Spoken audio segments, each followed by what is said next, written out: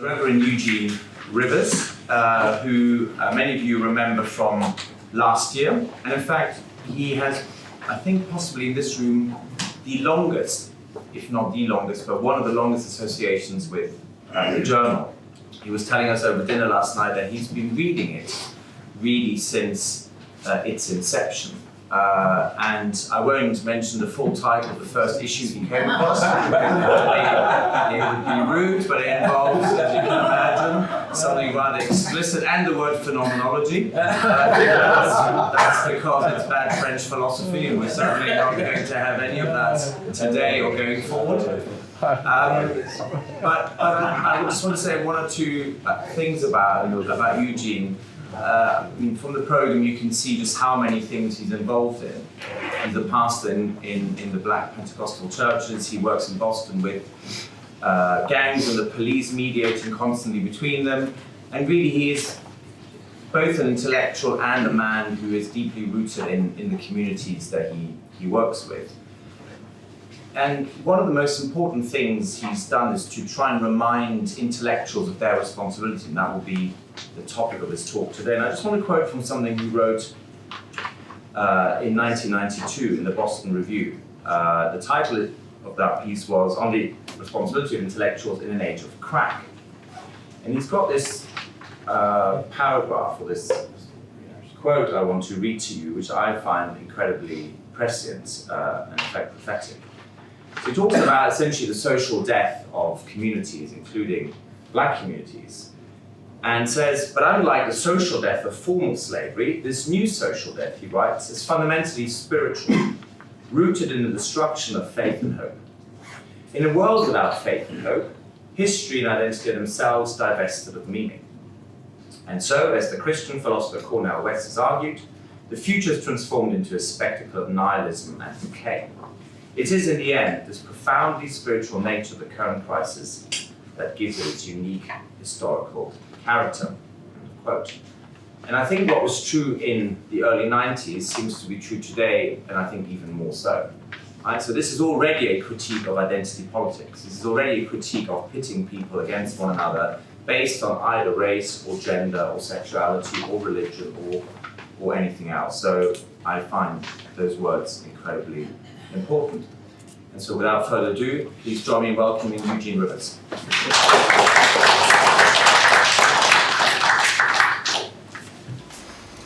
Good morning. This is sort of amusing to think about the fact that, as most of you also know, since I'm a preacher, Sunday morning is my work day. So, and I'm very thankful for the very kind introduction. I'd like to preface my remarks with a couple of, I think, very important observations. One, I'm going to do something that I've probably never done before, but my point is to, do you have that copy of that? I want to use a document to illustrate the importance of telos, which is not understood fully, in terms of its impact on the planet Earth, as opposed to among the verbose theoreticians who are in too many cases disassociated with, one, the English language, and secondly, the empirical realities of the people who we should be concerned about. This magazine cover came out in 1998. I've got friends here, and they've never seen this. If I were a bigger jerk than I am, I'd probably carry a bunch of these in my suitcase. Come out and hawk it, right? If I were a complete butthole. Now, I'm a minor league butthole.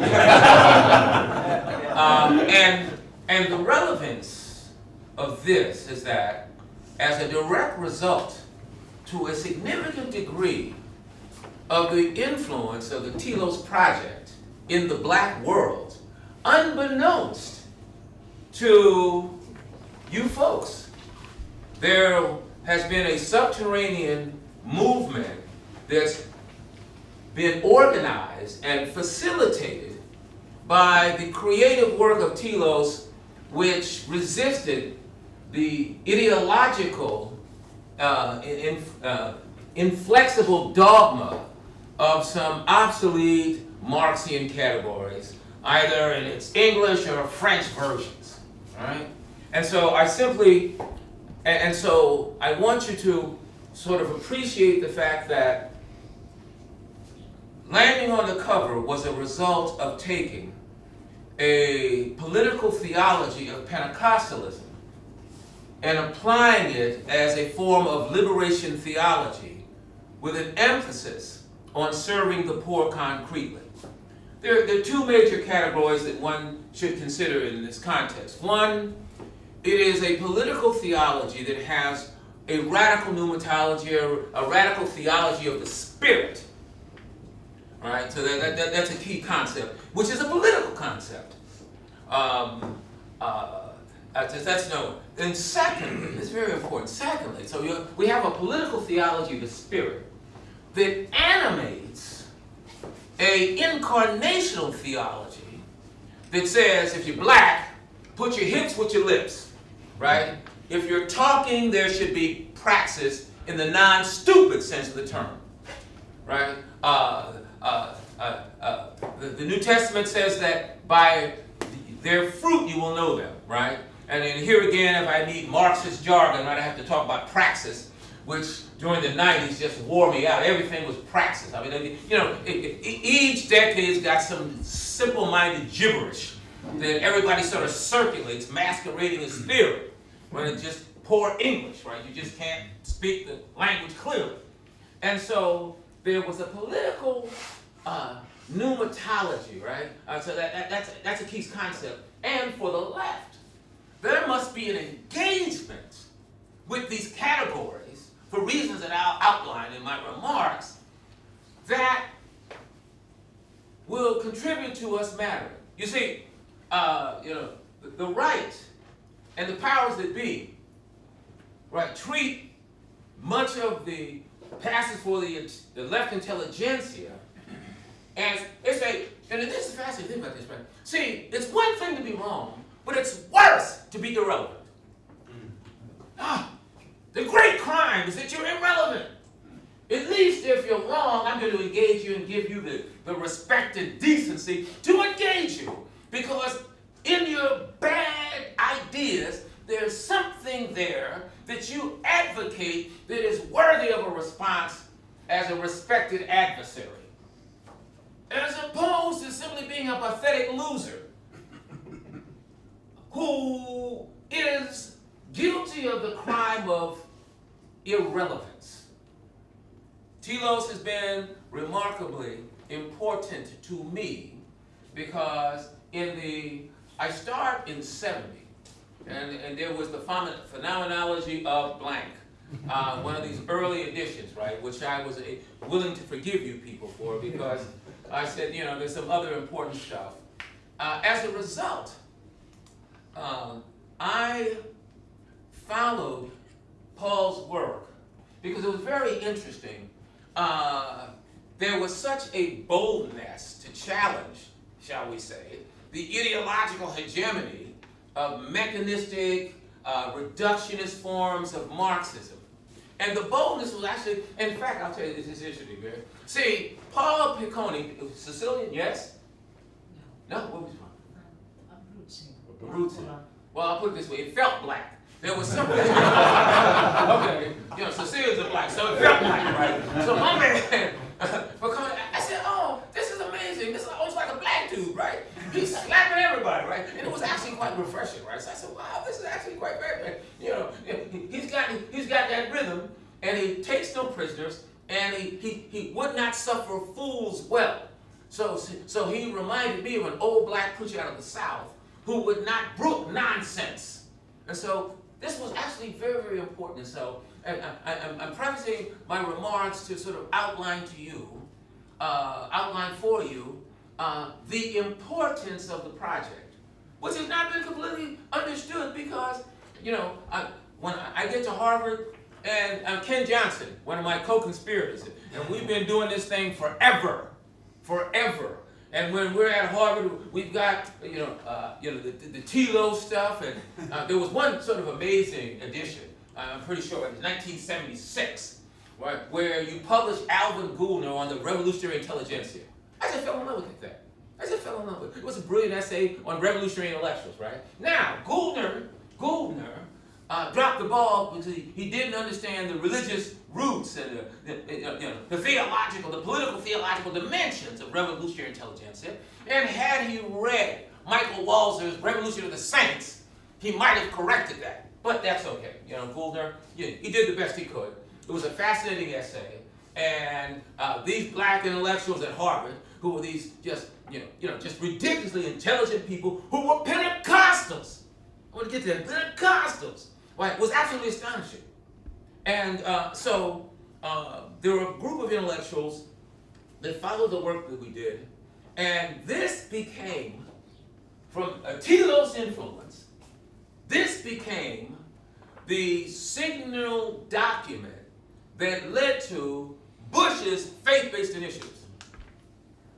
It's ridiculous. And here again, we're talking about faith that matters.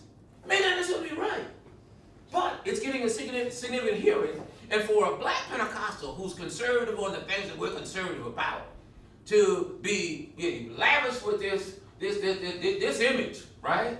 With this idea in 1998 is astonishing. Because this is high liberalism, it's Clinton, the whole 9 yards.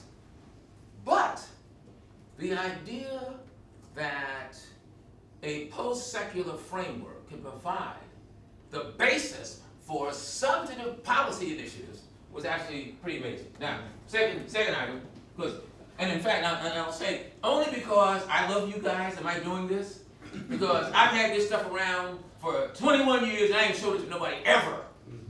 Like I said, because I'm not that big a jerk. I'm a jerk. I'm not that big a jerk, right? And so then, on the international side, I want you to understand the breadth and depth of your achievement. And this is my second Newsweek cover story. This is almost embarrassing. And Ken Johnson knows all this stuff, right? Right? This is 2 years later. In fact, Ken was with me when we went to Africa. Yes, Ken. We went to Africa. And this is relevant, and we'll get to the text. We're doing the work on the gang stuff. Bush is picking up this initiative, and what happens, a scholar by the name of John J. DiIulio, right, hears about the work we're doing with the gangs. So imagine this, and this is shorthand, and I hope you people are literate enough to sort of understand the point I'm about to make. A short version of the story is Jesus meets The Wire in Dorchester. Right, and some of you are looking like, The Wire? Well, you know what, just look at me straight and don't give any indication that you don't know what I'm talking about, right? Because you should be embarrassed, right? So just give me a blank look like, I know what you're talking about, right? What's The Wire? But don't let your face say that, right? Because you can't really be a civilized, cultured individual, right? In the 21st century, you don't know what The Wire is. And you've been hanging out with too many white leftists. You're pathologically ignorant, right? But I'll pray for you because I'm a Pentecostal, right? And then go look up The Wire when you take a break at lunch. And say, what the hell's The Wire, right? And don't ask anybody because I want you to be embarrassed, right? Just look it up. So, from the gang work we did, and this is important because you guys are interwoven into the thread of all this work. I give a presentation at the World Council of Churches in actually the same year. So I go to Harare, Zimbabwe, and I get up and I do my shtick around gangs and faith and policy and programs. This is like a movie. A Catholic priest from Harare comes to see me because they hear there's this guy in Rivers and he's sort of a big shot in America and he's talking about gangs, World Council of Churches. I said, listen, Reverend Rivers, I need you to go back to the United States and begin to advocate for the AIDS crisis in Africa. Now, like I said, I'm a jerk, but there are limits to my jerkness, right? And I said to the guy, look, I'm not an ambulance chaser, sort of running around looking for the new thing to, sort of hustle and pimp. That's not my thing. He said to me, He said, Reverend Rivers, if there is not a black advocate to come back to the United States and advocate for Africa regarding the AIDS pandemic, Africa can be reduced to, what do they say, beachfront real estate for Europeans as a result of this sexual holocaust. So I come back to the States. I said, look, man, I've had my 15 minutes, right, with the other one. I had my 15 minutes, I'm good, my ego's good, I'm not that much of a crackhead, we're okay, I don't need to. And DiIulio was a very serious scholar that all of you should sort of look at. John J. DiIulio Jr., very serious guy. Imagine Joe Pesci with a PhD from Harvard and has the 12 Italian cousins, right? Right. And so this is my guy, he's my guy, right? And completely serious, he said, look, Rivers, I know you're not interested in doing the fame thing and being a movie star and a hot dog and all that, right?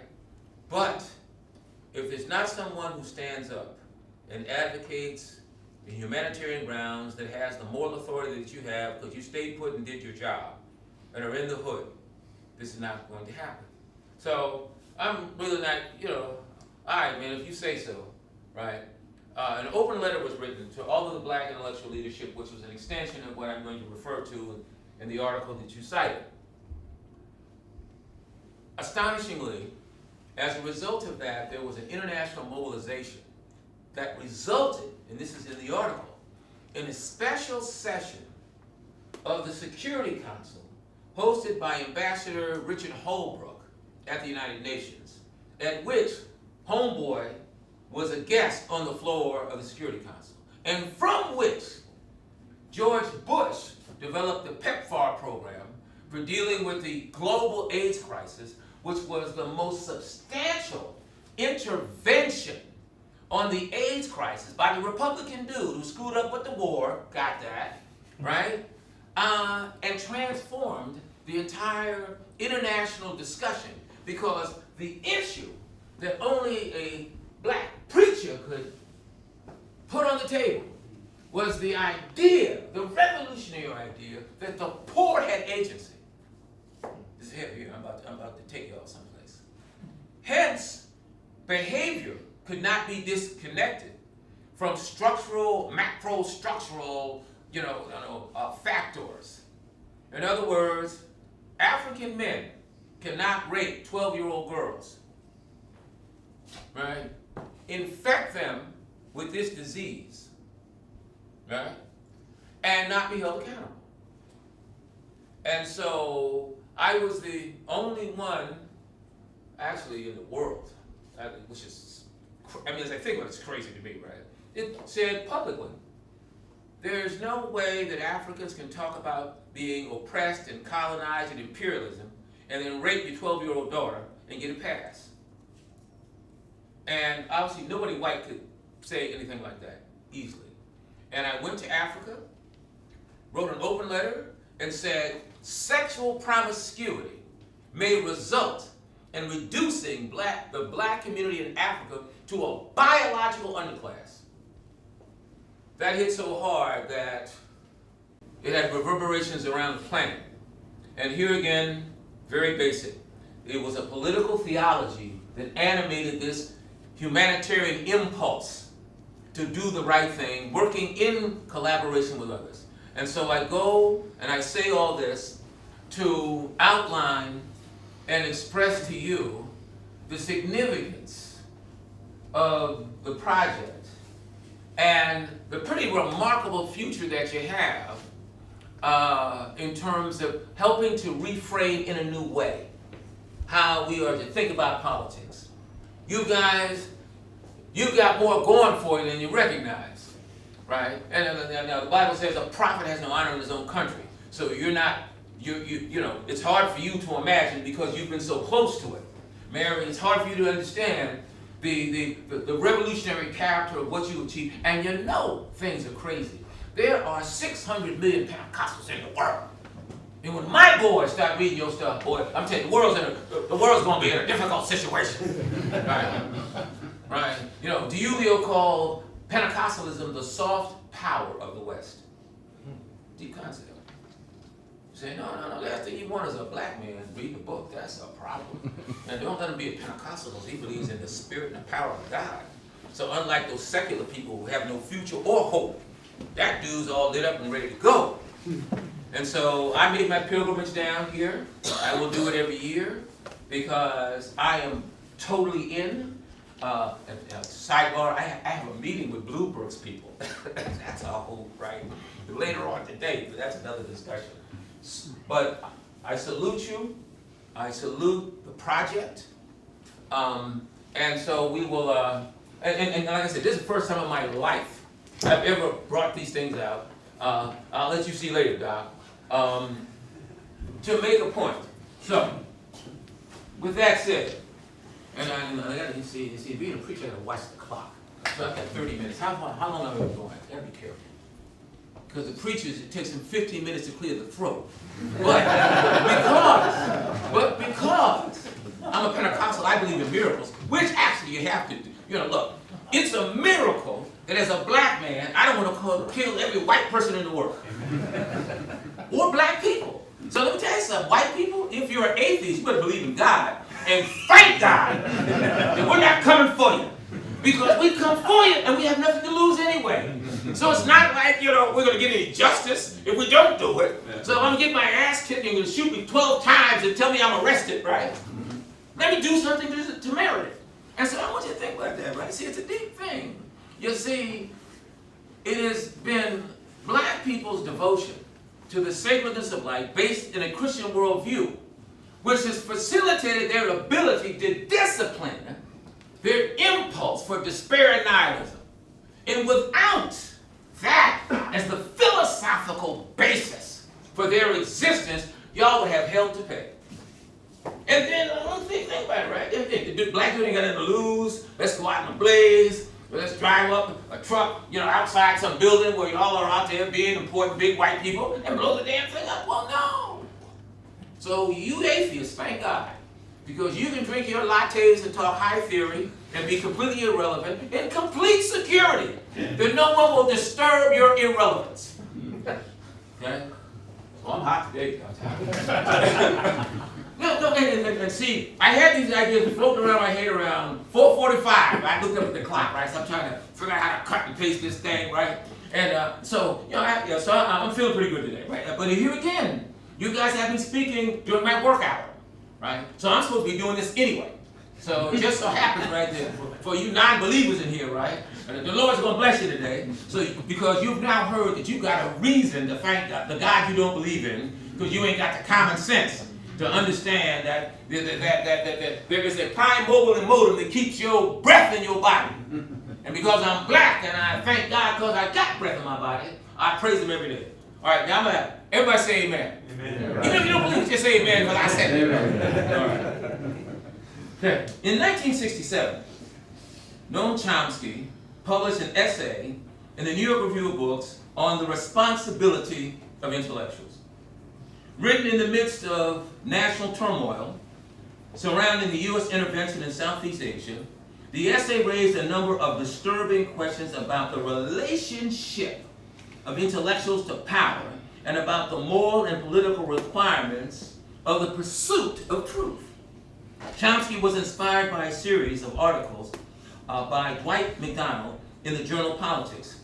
Writing some 20 years earlier, MacDonald had focused on the question of war guilt. To what extent, he asked, were the German and Japanese people responsible for the atrocities committed by their governments? He then turned the question back to the American and British people. To what extent were they responsible for the various terror bombings of civilians by the Western democracies and reaching their culmination in Hiroshima and Nagasaki? Now, let me pause here, just on that point. Reasonable individuals can differ on that. Reasonable individuals can differ. I mean, you know, Noam now lives in Arizona, right? But he was a mentor when I was a college student. And as I think about this years later, right? Well, no, I don't know. I don't know about the Nagasaki and Hiroshima thing. And I take your point, but I'm not sure if their boys were going to stop. And I've been watching the World War II series by Ken Burns, right? You know, I love Ken Burns. He's my favorite white liberal. I love Ken Burns, right? And so he does an interesting narrative development of the circumstances under which they appeal to the Japanese. Yo, man, put down the guns, y'all. Come on, man. You don't understand. You don't want to do this. You really want to chill on this. You know, and the Japanese say, you know, not no, hell no, right? We're going to keep cutting up and raising hell and doing what we're doing. Now, mind you, now look, man, let me tell you something. Now, you started this thing, right? And we can whip your butt just for that. But we've got lots of, soft, sensitive liberals in our country, and they'll be all over our backs. Now, and what's interesting is that Noam's question is an important, legitimate question, but it may be more complex with a review of the narrative of the events as they proceeded, right?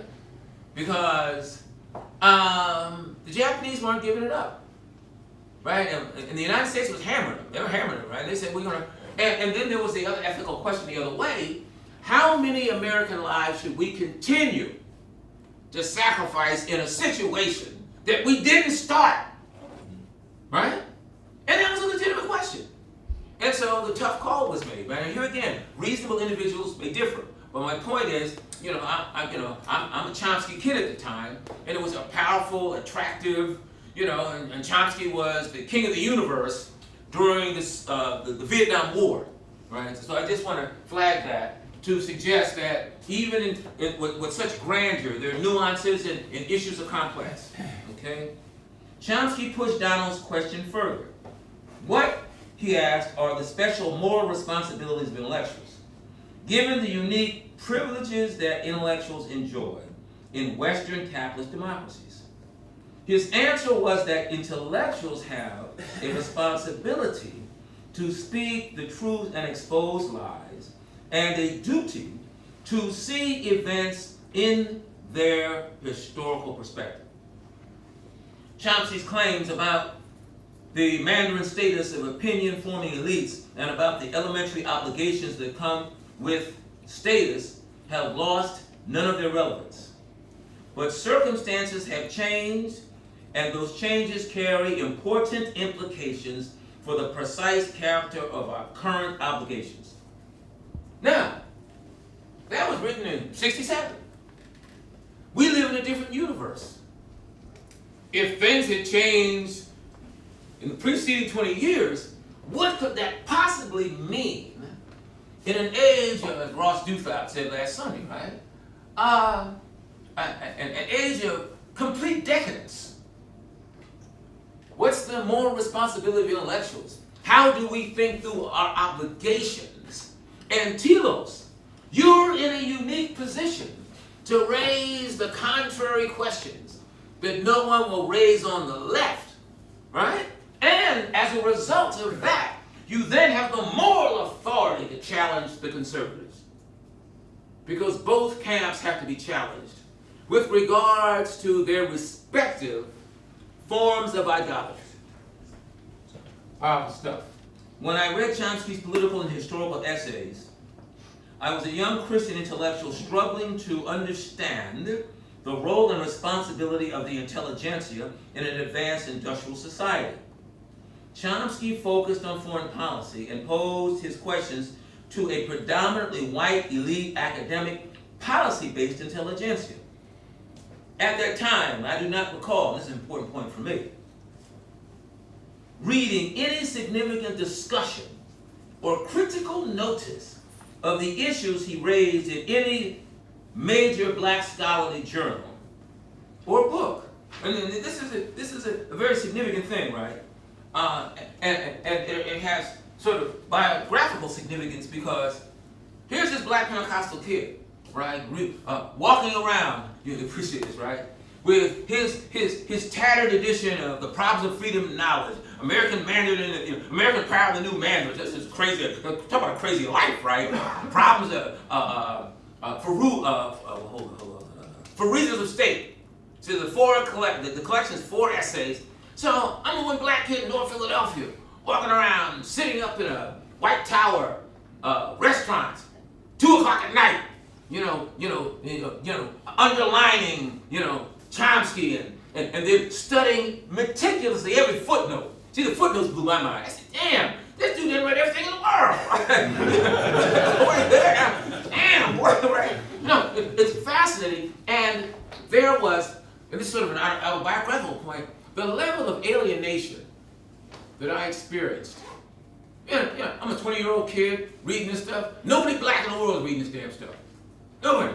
My guys were talking about, bombing stuff and getting themselves killed and talking trash and Black Panther Party and all of that, right? And I'm thinking about this, and what is interesting is that what protected my life was my Christian faith. And you all must understand that if we are to have any impact on the larger world, you must have a deep and sophisticated understanding of the role and the power of faith that transform the worldview and existence of the wretched of the earth. That faith had me read Chomsky so that I turned down an offer by my junior high school comrades to attempt to kidnap Mayor Frank Rizzo in exchange for Angela Davis. That's the world I came from. Brothers said, yo, Rib, that was my nickname, I was in a gang. Yo, Rib, man, we gonna get that motherfucker, man. Oh, yeah, we gonna serve that bitch, man. They got the shotguns down in the basement, right? Look at it, man. We going to City Hall, man, and we'll pull out that shotgun. We gonna shoot the cop, grab that sucker, put him in the thing, go to Philadelphia at the International Airport, and go to Cuba. Right? I said, you niggas are crazy. That's some bullshit. I'm not messing with none of that. And it ain't because I'm scared. I said, and you see what had happened. That year, Jonathan Jackson, August 1970, some 16-year-old kid who was a protege of Angela Davis. And a sidebar, right? I was once tempted to ask Angela, who gave Jonathan Jackson the guns? They said they were your guns, right? And my wife slapped me, right? Jackie, she protects me from myself. She says, look, it's a legitimate question, but you're not going to be the skunk at the party and create all kinds of drama, right? And so so here I am as an intellectual, engaging what was the top of the game in terms of the historical and historiographic debate around the purposes and designs of U.S. foreign policy. Faith, a political and philosophical theology, was the normative conceptual framework that gave me my ability to engage this one, and two, to protect myself from the temptations of a form of nihilistic politics which had overtaken the black community and which would result in creating the political basis for the solid majority as the black left ultimately ushered in their antithesis. Right? It's very deep. And so Chomsky's questions are complex and important. I want to suggest to you this morning that Chomsky's points now apply with particular force to the responsibility to tell the truth about the condition of the black poor. And that responsibility bears especially heavily on black intellectuals at elite universities. Now, I want to pause here, again, to provide some larger context for you. I addressed this letter personally to Henry Louis Gates, Cornel West, Anthony Appiah, Bell Hooks, Glenn Lowry, up in their face. I said, from the inner city of Dorchester, where my house had been shot into 2 times and burglarized 6 times, but because of a Christian faith which was revolutionary in its essence. What is, in the book of James, 1st chapter, 27th verse, and this is perfect religion. This is what God considers perfect religion, that you care for the widow and the orphan in their distress and remain uncontaminated by the forces of the market. That's my little river standard version. Let's do that in there, right? From sin, the market, in this case. For as a privileged minority, black intellectuals have the leisure, the facilities, and the training to seek the truth lying behind the veil of distortion and ideology and class interest through which the events of current history are presented to us.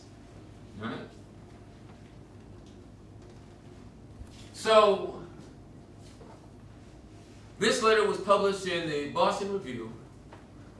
Josh Cohen, political philosopher, theorist, Rawlsian guy, him and Joel Rogers did a, Democratic theorist, you guys know him, convened a meeting. Gee, I've led a wild life. 2,000 people showed up, hanging from the rafters at the Kennedy School of Kennedy School. I had written it because my house had been shot up. And none of the big black talkers had showed up. None of the revolutionary, all the black talk, all the secular black left, none of those Negroes showed up. So I'm saying, I don't want to hear this crap. We're down here, my wife, here's some revolutionary faith. My wife, upper middle class Jamaican woman, graduated at the top of her class at the Immaculate, I forget the name of the other school, in Jamaica, right? She comes to Harvard. She spent her life every Saturday morning serving the poor after she studied liberation theology and graduated Phi Beta Kappa Summa. She was Phi Beta Kappa her junior year. Summa, doing some absolutely ridiculous mathematical psychology, right? Go figure, right? And her convictions were revolutionary. And here again to all of you here, the key to the game over the next 20 years is how the left matures and understands that you got it wrong, right? You got it wrong. And this whole faith thing is philosophically and politically deeper because it is the only thing that has the capacity to speak to the existential crisis of the very poor. You want to get these crazy white boys, they're all lit up. You better get us with Jesus. Oh, that's not a joke. Let me tell you something.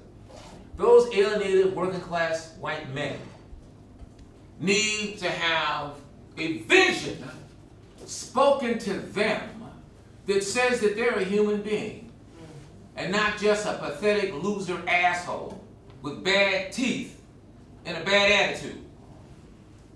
All right? Being patronized, if that, by the Martha's Vineyard, Aspen Institute, Davos wing of the world. Because those white boys got a case, right? And I'm a black nationalist. But I respect and honor the integrity because, as Ken talked about in his thing on subsidiarity, black nationalism is simply the Catholic concept of subsidiarity applied to black people. It's not essentialist.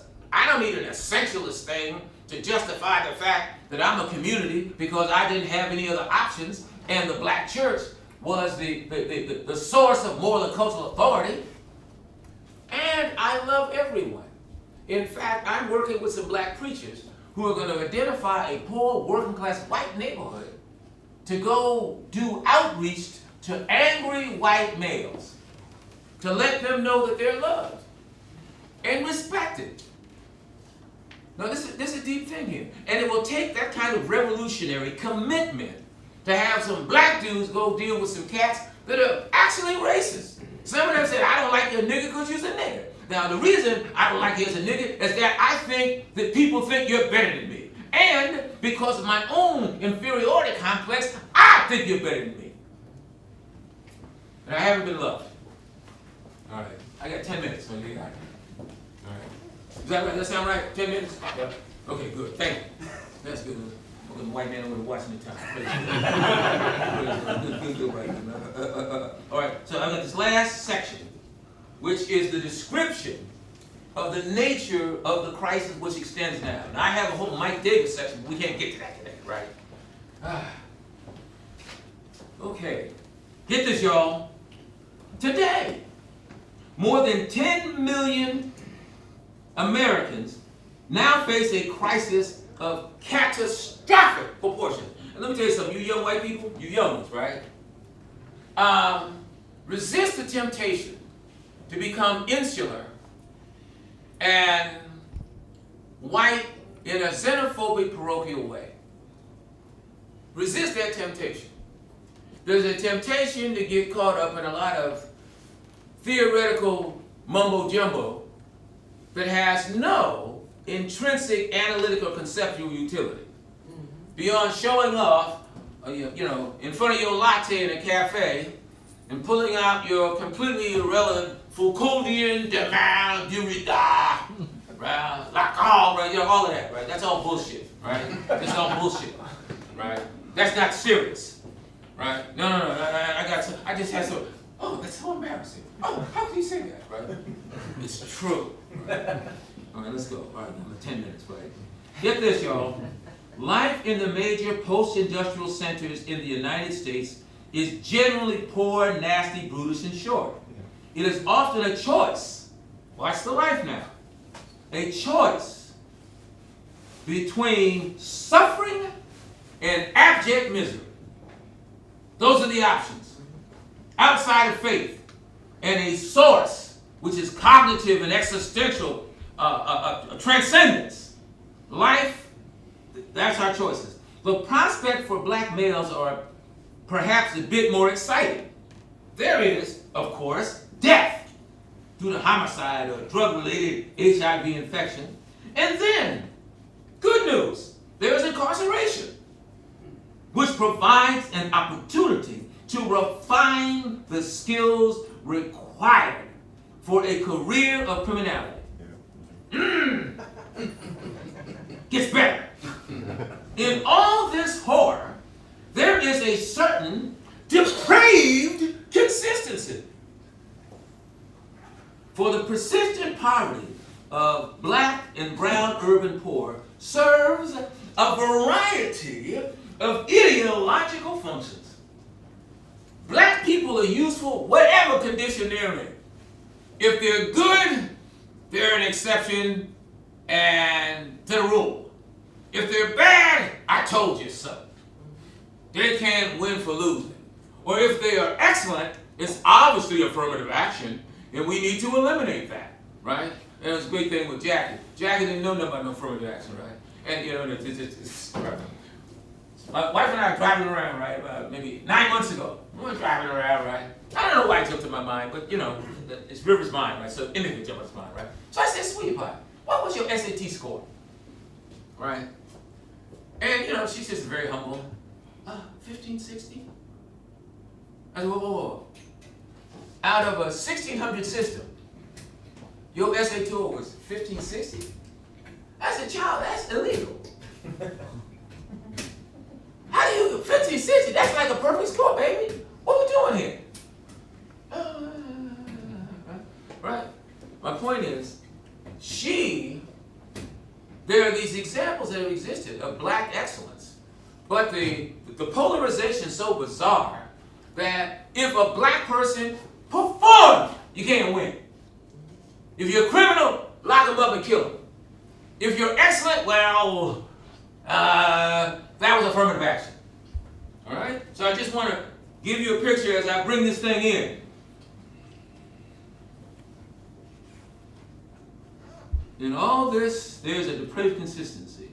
Conservative policy elites, whether Republican or Democratic, perceive correctly that poor blacks are a politically disposable population. In fact, the suffering, nihilism, and decay associated with the tragic circumstances of the urban poor can, and in view of conservatives, should be exploited to ensure continued political dominance. The logic is simple. Because inner city blacks are a politically vulnerable the right can blame them for anti-Semitism, crime, riots, the Republicans, the Democrats, David Duke, sin, sex, and AIDS. Because the American political arena is in such an advanced state of decomposition, the absurdity of the argument will carry no political cost. Now, you're going to give me 5 minutes to bring this thing in, just so you have some conceptual framework for how we are to engage where we are. Because there is an international piece of this that we're not going to get into. That'll be the next one, where I'm building on the work of Mike Davis, the big urban sociologist, social theorist. He wrote an article in New Left Review in 2004, Planet of the Slums. It's a book, but the better version is the essay. In Planet of the Slums, Professor, there is an astonishing section entitled Marx and the Holy Ghost. And he does one of the most brilliant, Planet of the Slums, New Left Review, 2004. He does the most brilliant, breathtaking exposition on the fact that the only rational response that the poorest of the poor will have will be faith. In this case, it will be the Pentecostals. And that there is a global Pentecostal movement in the favelas, right? In the prisons. There's one case in Guatemala where they have 1,000 prisoners in this Guatemalan jail, and you can imagine what it looks like. And the power of faith is expressed in the fact that some jailhouse prisoners took over. There were pastors, took over the prison, and now govern the prison as a church, a Pentecostal church. Crime is down, and this is not like happy talk. In other words, there is a power of faith that is so absolutely extraordinary and unbeknownst to people. I'm in Santiago, Chile, talking to some fancy Pinochet, fancy Europeans who thought they were Germans. That's another discussion, right? And at some point, we get into a discussion. This is what I'm bringing in. We get into a discussion about Pentecostalism. They're all very fancy people, wearing what they call Belgian loafers, tailor-made, not off the rack, right? So everybody's, right? So we get into a discussion about religion. So I asked them, I said, well, what about the churches? And they're all kind of Pinochet Roman Catholics, right? And I said, well, no religion. I mean, what do you mean? Pentecostals, what's that? Right? I said, you're joking, right? No religion. I say, I'll tell you what. I've never been to this country. I don't know a soul in this country. Not one. You give me 2 hours, and I'm going to find the Pentecostal church in Santiago, Chile, real quick. So, guy's a very imperious guy, French go to, all that, right? And it was a conservative Pinochet think tank, right? Right? So they send out, guy comes back. He says, yes, well, apparently, Seymour so-and-so, there is a evangelical church of some size. Now, that's code. In South and Central America, when they say evangelical, they really mean Pentecostals. Because those are the ones that got bucketed down the poor, right? So, we're going to visit them. Now, I've been running around with these people all week. I wanted to stay in on Sunday, not have to work, right?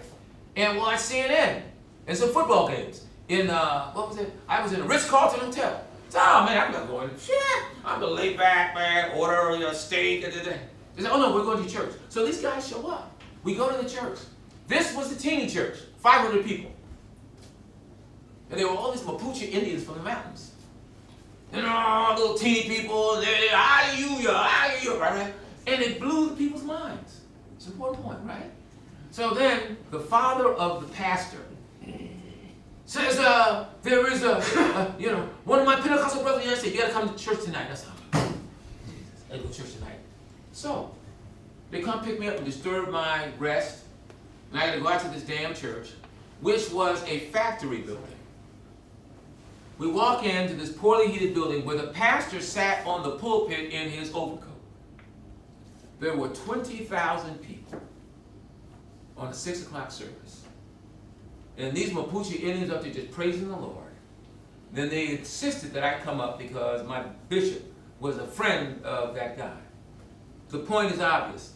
There is a revolutionary movement, which is complex, heterogeneous, the whole thing, that the politics of Telos can critically engage because you are the most, and have been the most sophisticated squad interrogating the various Marxian and radical theoretical traditions.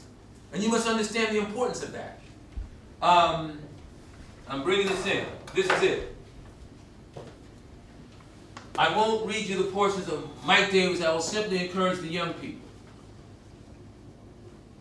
Planet of the Slums. The section on Marx and the Holy Ghost. Because young people,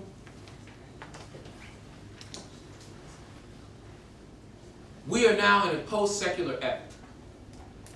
The left had a run, and it crashed and burned. Right? They crashed and burned. By 1979, the game was over. And I'll leave with these 3 examples. There have been a couple of guys that have written some very fascinating historical sociological texts. And like 79 is the date. They say 1979, God kicked the Marxist ass in Afghanistan. In other words, the Afghans defeated the Russians. Was it 78, 79, right? You know, it's the Russian machine and a bunch of towelhead dudes who got their God thing defeat the Russians. In Poland, a cardinal, yes? No? What was his original? He's JP2 to me. Wojtyła is organizing, and the Catholics are organizing workers in Poland. Amazing event, right? In Iran, the foreign policy establishment, which are all those very fancy people, did not see the religion thing coming. To your credit, you guys have begun to explore this subterranean world that was growing. I conclude with this. There's a historical opportunity for Telos to reassert its authority as one of the philosophically and politically most compelling periodicals in the current historical context. And I salute you, I thank you for the extraordinary stuff that you've done, and God bless you. Thank you very much.